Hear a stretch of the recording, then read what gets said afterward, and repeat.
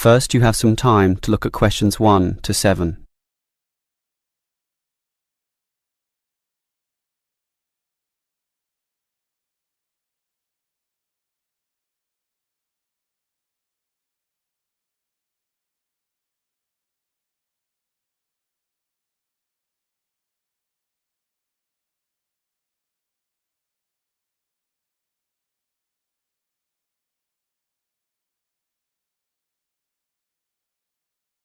Now we shall begin. You should answer the questions as you listen, because you will not hear the recording a second time. Listen carefully and answer questions 1 to 7.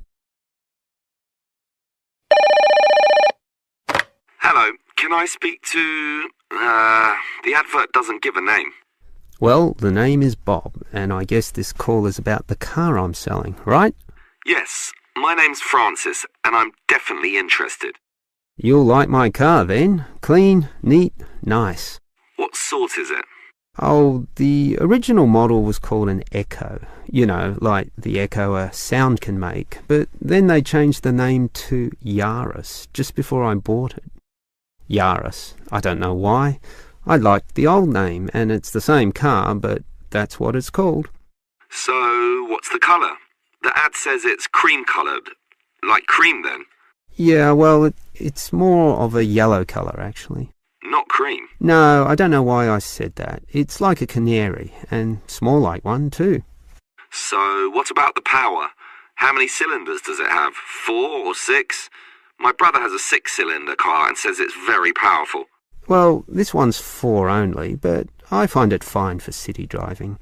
As long as you don't intend to drive this car interstate or across the country, it does the job fine. That's okay.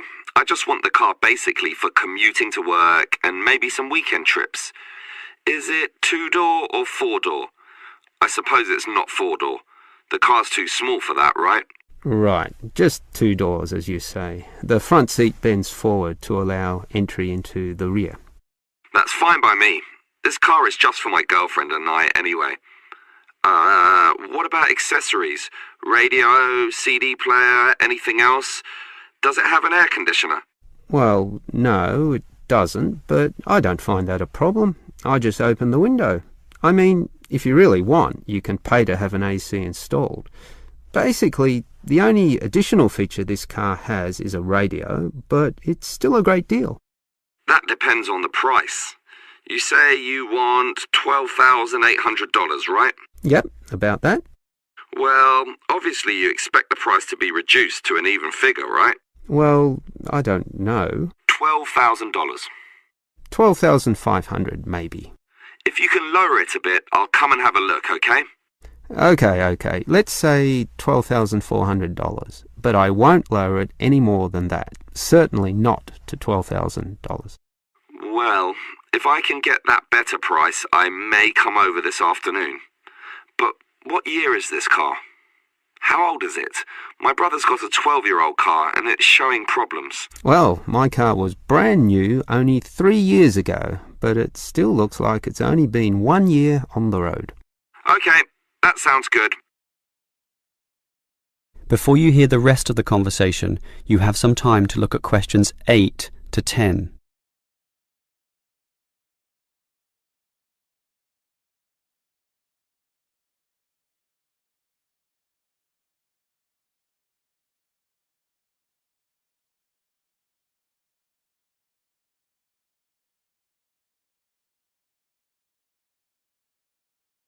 Now listen and answer questions 8 to 10. Can I just ask a few more general questions about this car you're selling? Sure. Can you just tell me why you think it's such a good deal? Of course, I won't necessarily believe you, but just tell me what you think. You can believe me. I honestly think this is a nice car, well worth buying at the price I'm asking. How much registration does it have left? To be honest, not so much, but I think having lots of registration is irrelevant. It's the car you're paying for, the quality and advantages of the engine itself. Well, what about that then? Okay, many people like to accelerate down the freeways, right? There are a lot of speed demons out there who think quickness is all that matters, but basically, people are mostly trapped in city traffic. So one of the things I like is that because this car is small, you can put it anywhere. Say you're in the city wanting to duck into a shop. Well, you can fit this car in any little space while you go shopping or do other things, and that saves you a lot of time. Yeah, but it's not that powerful, right? Oh, sure, the feel of a smoothly purring six-cylinder engine attracts many people, but I compare my car to those small football players with the tight turning circles, those who can run rings around the larger players.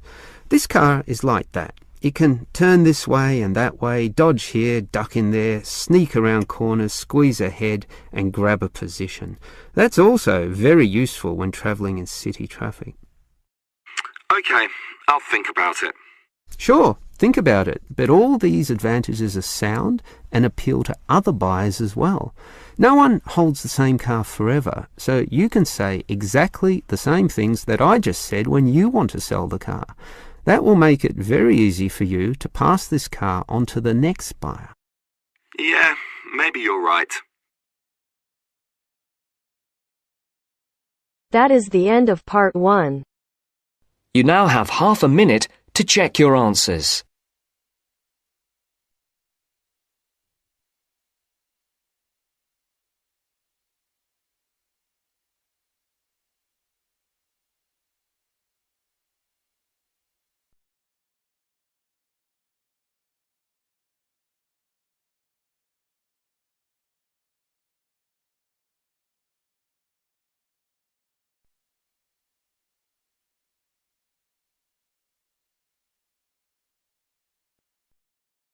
Now turns to part 2. Part 2. You are going to listen to a radio program on sleep deprivation. First, you have some time to look at questions 11 to 15.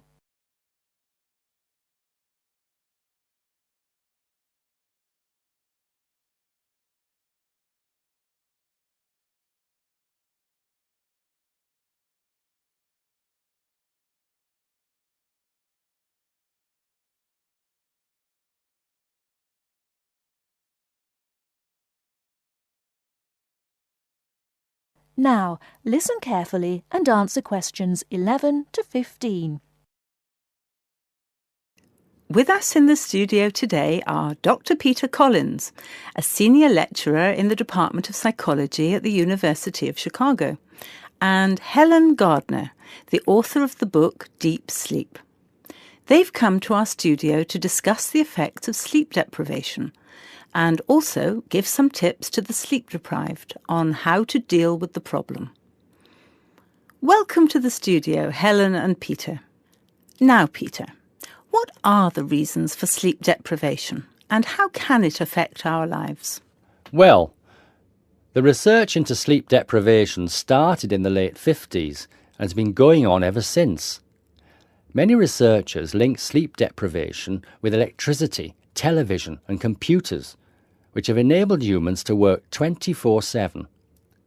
Before electricity was invented, people's body clocks were synchronized with the sun's schedule, and the average time they spent sleeping was 8 to 9 hours a night. By 1975, that average was down to 7 hours, and today 1/3 of us sleep less than 6 hours a day. This leads to a condition called chronic sleep deprivation, which basically means going for extended periods of time with less sleep than your body needs. Chronic sleep deprivation can cause a variety of physical and psychological problems. At its most basic level, loss of sleep can make us more irritable and less efficient, and can affect long-term memory and concentration, which can result in more accidents.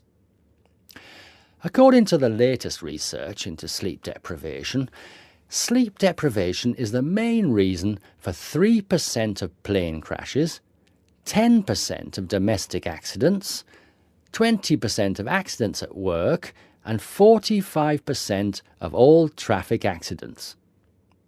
Research into the physical effects of chronic sleep deprivation suggests more serious and significant long-term complications. Research from my university, the University of Chicago, has shown that sleep deprivation interferes with how the human body regulates insulin and sugar metabolism, which can increase the risk of diabetes. People who are sleep deprived have weakened immune systems and are more prone to viruses and other kinds of infections. People who don't get enough sleep have cognitive problems or difficulties processing and assimilating new information. Lack of sleep affects long-term memory and slows down such abilities as judgment and reaction times.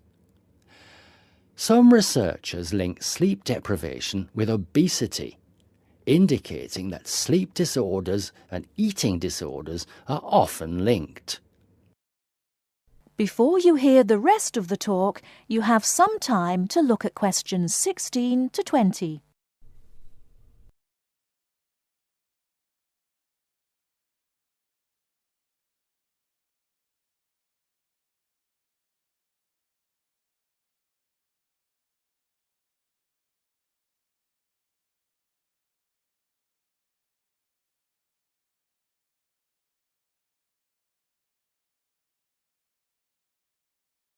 Now listen and answer questions 16 to 20. Helen, you've done a fair amount of research for your recent book on helping people deal with sleeping problems. Could you give our listeners some tips on managing their sleep? Well, if you spend several hours a night tossing and turning in bed, trying to fall asleep, you first have to find out how much sleep you need. To do so, you'll need to try and sleep 6 to 9 hours a night. Set aside 3 days for the experiment. It's best to do it on a long weekend or a holiday to ensure it doesn't get interrupted. During the experiment, you should go to bed at the same time every night and give yourself 6, 7, 8 or 9 hours of sleep. Then monitor the way you feel throughout the day to find out how many hours of sleep you need in order to feel your best. Once you find out how much sleep you need, you can work on improving the quality of your sleep. The main secret here is to allow yourself 1 or 2 hours to relax before going to bed. You may want to try and have a warm shower or bath before going to bed. Doing some quiet activities such as reading or filing can help some people relax. A warm drink in bed helps to induce sleepiness. Some people take up yoga or meditation to help them relax at night. Different techniques will work for different people, so it's best to experiment and find the one that suits you best.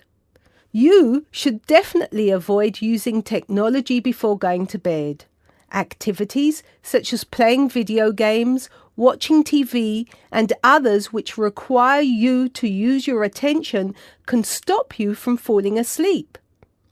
Avoid eating before going to bed. A late dinner can disrupt your sleep. Not only is going to bed with a heavy stomach bad for digestion and can make you overweight, but it can also keep you awake for hours. Caffeine-rich drinks can increase your heart rate, which can stop you from falling asleep. Energy drinks also have the same effect on your body. You should avoid drinking these at night. The same goes for vigorous physical exercise, such as weightlifting or working out on a treadmill. In many cases, you can reset your body clock and make it tick for you by changing your lifestyle. If your sleep deprivation is severe, it's always best to seek professional advice and get an appointment with your doctor, who might prescribe you sleeping pills. Thank you, Helen. We'll be back after the break and we'll be answering questions we've received from our listeners.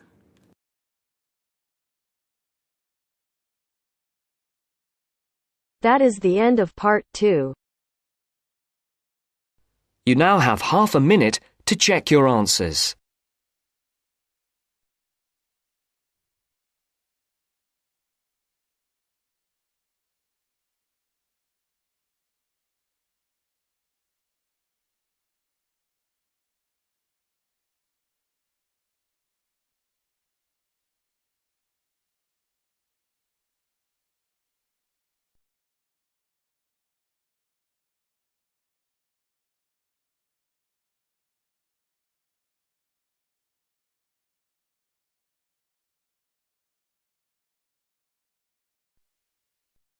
Now turns to part 3.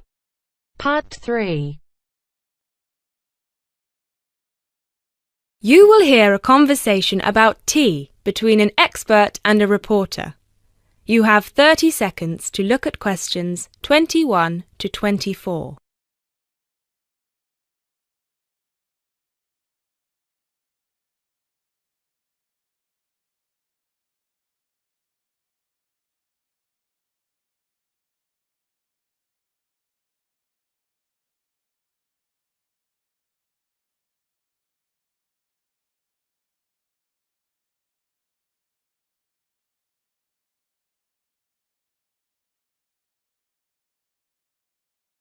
Hi, Jacob. Thank you so much for coming along today. It's my pleasure. I'm very intrigued about what a tea meditation entails exactly. Well, it's very simple, really. I think the first thing you need to keep in mind is that it is mostly about leaving everything that you have been thinking or worrying about today to one side. Really focus on the present moment. Oh, it sounds great. I certainly don't know very much about tea, and I'm keen to get started. But before you go into more detail, can I ask you what your favourite kind of tea is? Well, I think the kind of tea we are going to have today is my favourite. It is pu'er tea from Yunnan province in southern China. What makes this tea special? Pu'er is a dark tea. The regions of Yunnan, the north of Vietnam and Laos, have one of the best climates for growing tea in the world. Pu'er is a post-fermented tea. Oh, what is a post-fermented tea exactly? It is a tea that has undergone a period of aging in the open air. They age the tea for days, even years. The exposure to humidity and oxygen help to oxidize the tea leaves and encourage fermentation. This changes the smell of the tea and also removes a lot of bitterness from the taste. It sounds similar to the process of aging wine. The process is different, but the effect of aging on the taste is certainly similar. Does this mean the tea can be quite expensive? Absolutely. It can be very expensive. The tea is usually pressed into balls or cakes and sold. At one time, only tea enthusiasts cared about buying these cakes, but now many people have realised that they are an investment, and so buy them like they would buy gold, because the price goes up a lot over time. Before you hear the rest of the talk, you have some time to look at questions 25 to 30.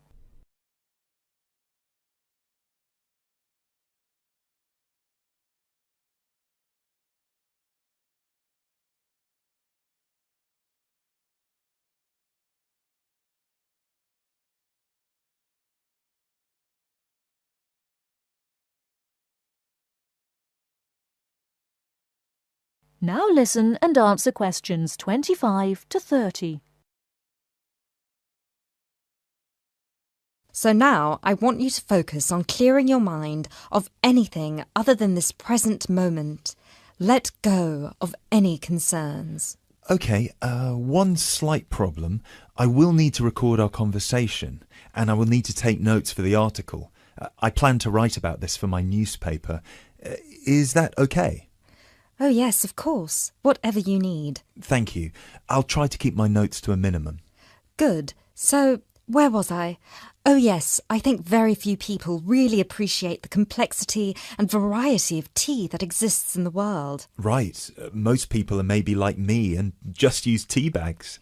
Exactly. And with a tea bag, the tea is trapped inside and cannot move around freely. You can really taste the difference drinking a brewed tea that was free to move around through all the water. So, do you ever use tea bags? Never. There are many different kinds of tea: white, yellow, black, green, oolong, matcha, herbal, and many others. Each one has its own unique properties. To fully experience what each tea has to offer, you must brew it in the correct way. I also believe in only drinking tea that is picked and sorted by hand, rather than using mechanical processes. Although it takes more time, the tea made by hand is so much better that it leads to an increase in the tea's sales. But in that case, surely if there is more interest in the tea, and with the time-intensive farming process, this means there could be shortages because the demand is higher than the ability to produce it. There were shortages for a while, but then an artificial fermentation process was developed in the 1970s, which helped to speed up the fermentation times. As I mentioned, this process has an aging effect on the taste of pu'er tea that is very similar to the effect on the taste of wine that you get from that fermentation process, though for pu'er tea today, we're talking about that artificial process. How can they do this artificially? The farmers gather the tea leaves into a big pile, then cover it with a large sheet or tarp. They spray water on the tea every now and then, and therefore fermentation happens faster. Usually, the tea is left for 30, 45, 60, or even 90 days still. The farmer will check the tea every few days, and just by the feel of the tea, he knows whether it is ready or if it needs more time. Wow, that sounds like a fascinating process. I never realised that there was such a science behind producing tea. Well, now you are ready for the best part, the tasting of it. That sounds like a very good idea to me. So what I will do now is boil the water, and we can begin our meditation. What does that entail? We need to focus on only two things. The first is your mind and body. Forget everything that you have been worrying about today. Forget about what you have to do later on, or what somebody said to you earlier. Focus on your breathing and on how your body feels. If you have aches and pains, acknowledge them. Pinpoint where there is tension in your body and try to release it. Oh, yes, I can really feel tension in my shoulders. Let it go. Close your eyes if that helps. Take deep breaths in and out. Soon we will drink the tea. When you drink it, think about the taste and how it feels on your tongue. Is it easy to swallow the tea, or do you need to gulp it? Can you brew the tea leaves more than once? Oh yes, you can brew some teas more than 10 times. Now we will shift to noble silence, focusing only on ourselves and the tea. Enjoy.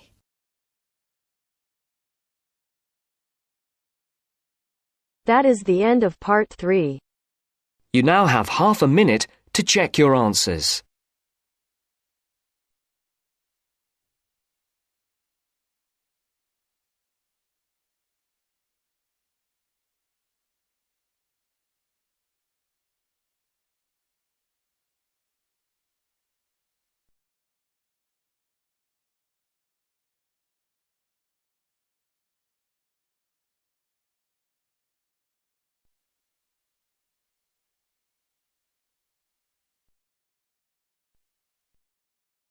Now turns to part 4. Part 4. You will hear a talk about the pitfalls and pleasures of being a postgraduate student. Look at questions 32 to 37.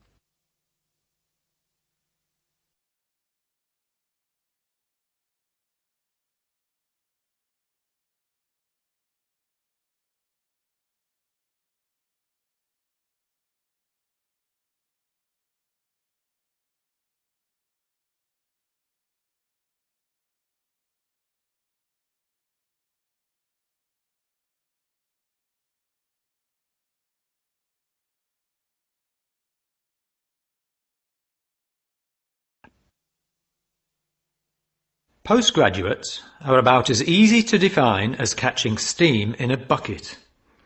Courses can be vocational, for training, as research, as a preparation for research, or a combination of these. Also, you can choose between full-time and part-time. Increasingly, the approach to postgraduate study is becoming modular.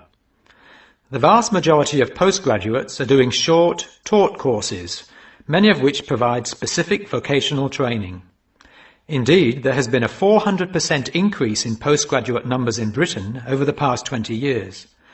Current figures stand at just under 400,000.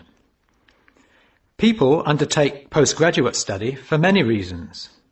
These may be academic, intellectual challenge, development of knowledge, vocational, training for a specific career goal, or only vague, drifting into further study. It is essential that you determine the reasons you want to become a postgraduate. If you have clear goals and reasons for studying, this will enhance your learning experience and help you to remain focused and motivated throughout your course. Where you study should be based on much more than the course you want to do. For some courses, you're likely to be there for several years, and it is important that you are happy living there. Check also what type of accommodation is available, and whether the institution provides any housing specifically for postgraduates. Choosing an institution and department is a difficult process. To determine quality, do not rely on the reputation of an institution, but find out what the ratings are from the most recent assessment exercises. Find out about the staff, their reputation, competence, enthusiasm, and friendliness. Visit the department if possible, and talk to existing postgraduates about their experience, satisfaction, comments, and complaints. Be very careful to check how they feel about their supervisors. Also, check what facilities are available, both at an institutional level, for example libraries, laboratory and computing facilities, and in the department, for example study room, desk, photocopying, secretarial support, etc. Everyone will have their own priorities here. I am always anxious to check the computer support available and regard it as slightly more important than library access. Your working environment and the support available to you plays an essential part in making your work as a postgraduate a positive experience. Life as a postgraduate can be very different to your other experiences of education. Things that can distinguish your experience are the level of study, independence of working, intensity of the course, the demands on your time, and often the fact that you're older than the majority of students. These factors can contribute to making you feel isolated. However, there are several ways you can make sure that this is either short-lived or does not happen at all. Many student unions have postgraduate societies that organise social events and may also provide representation for postgraduates to both the student union and the institution. Departments can also help to create a sense of identity and community, and often have discussion groups available. Don't be afraid to talk to staff about any difficulties you might be having. Of course, universities provide counselling services, but we have found that the best advice comes from talking to other postgraduates who may have faced similar difficulties. Look at questions 38 to 40.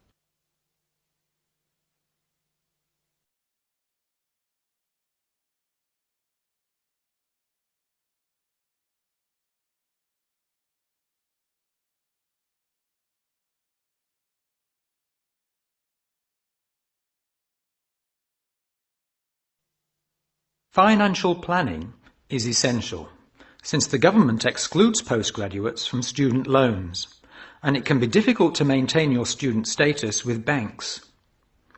This has implications for free banking and overdraft facilities. Do not underestimate your living costs, including food, accommodation and travel.